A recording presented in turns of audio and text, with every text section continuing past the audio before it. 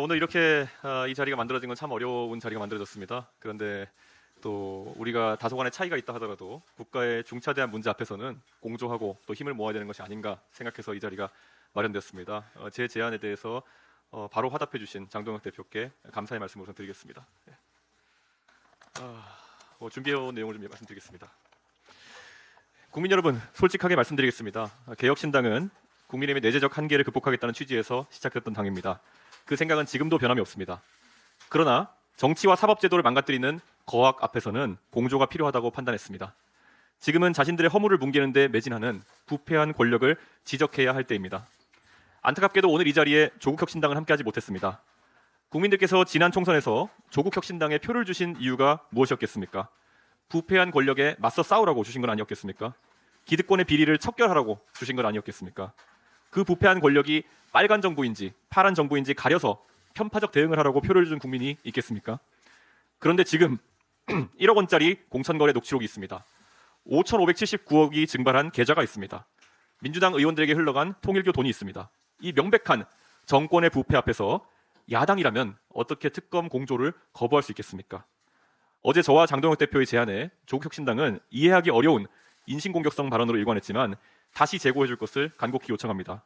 저는 조국혁신당이 비례위성정당으로 의석을 얻은 다른 민주당 2중대, 3중대, 4중대 정당과는 다르다고 생각했기에 이 제안을 드렸던 것입니다. 그런데 결국 다르지 않다면 저는 그리고 국민들은 크게 실망하게 될 것입니다. 이대로 간다면 조국혁신당은 민주당의 종속정당이 될 수밖에 없습니다. 국민 여러분, 작금의 대한민국 위기에 대해서 말씀드리겠습니다. 첫째, 대장동입니다. 성남시가 범죄 수익 5,579억 원을 환수하려 계좌를 압류했습니다. 그 돈을 찾으러 갔더니 화천대유 계좌에 7만 원, 천화동인에 3만 원이 있었습니다. 미리 다 빼돌린 것입니다. 더 충격적인 것은 검찰입니다. 수사팀 전원이 항소하자고 했습니다. 그런데 누가 막았습니까? 법무부 장관입니다. 장병들에게 가야 될 국방비조차 제대로 지급하지 않으면서 범죄 수익 환수에는 적극적이지 않은 이 정권, 정상입니까? 둘째로 공천비리입니다. 강선우 의원이 공천 대가로 1억을 받았다고 합니다. 김병기 의원에게 전화해서 살려달라고 울먹이는 녹취록이 있습니다.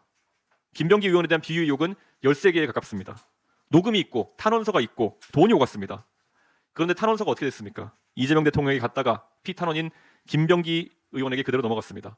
고발하러 갔더니 고발당한 사람에게 서류가 넘어간 것입니다. 이게 나라입니까? 세 번째는 통일교입니다. 윤영호 전 본부장이 민주당 전현직 의원들에게 수천만 원을 전달했다고 진술했는데 민중기 특검은 여권의 의혹을 인지하고도 수사하지 않았습니다. 민주당이 무엇을 하고 있습니까? 자기들 유리한 특검은 단독 통과, 불리한 특검은 보류, 신천지 끼워 넣어서 물타기, 합동수사본부로 떠넘기기, 수용하는 척 시간 끌기입니다. 특검 칼날이 자기들 향할까 봐 두려운 것입니다. 5,579억 어디로 갔습니까? 탄원선 어디로 갔습니까? 통일교가 정치인에게 건넨 돈 어디로 갔습니까? 모두 권력의 방패 뒤로 숨었습니다. 국민만 바보가 된 것입니다. 이제 시간이 없습니다. 통일교 로비 의혹도 공소시효가 다다랐습니다. 대장동 돈은 해외로 빠져나갈 겁니다.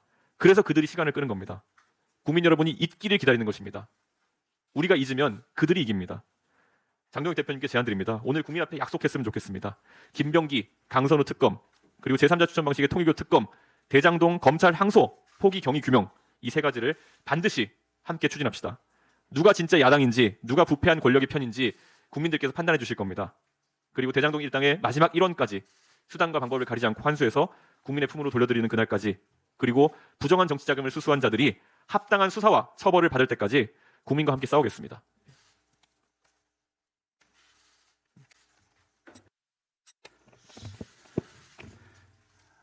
나중에 하니까 좋은 게 있습니다. 이준석 대표님께서 정말 왜 우리가 지금 특검을 해야만 하고 야당 대표들이 이렇게 절박한 마음으로 이렇게 모여야 되는지에 대해서 정확한 말씀을 다 해주셨습니다. 저도 조국 대표께서 이 자리에 함께하지 못한 것에 대해서 다시 한번 안타깝고 또 아쉽다는 말씀을 드립니다. 야당이 야당의 역할을 제대로 하지 못한다면 그것은 스스로 국민들을 배신하는 것이라고 생각합니다.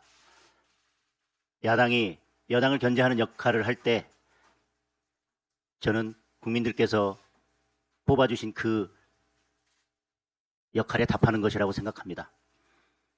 지금 이준석 대표께서 말씀 주신 것처럼 대장동 항소 포기에 대한 진실 규명 반드시 이루어져야 됩니다. 통일교 특검, 공천뇌물 특검 반드시 실시해야 합니다. 모든 증거들이 권력자를 가리키고 있습니다.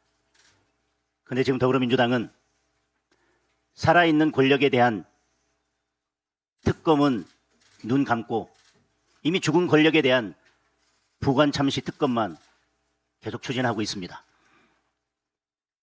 오늘 우리 이준석 대표와 제가 이 자리에 모인 이유는 그런 문제점을 지적하려고 이 자리에 모인 것이 아닙니다. 이번에는 반드시 대장동 항소 포기, 통일교 특검, 그리고 공천뇌물 특검을 반드시 이뤄내야 됩니다.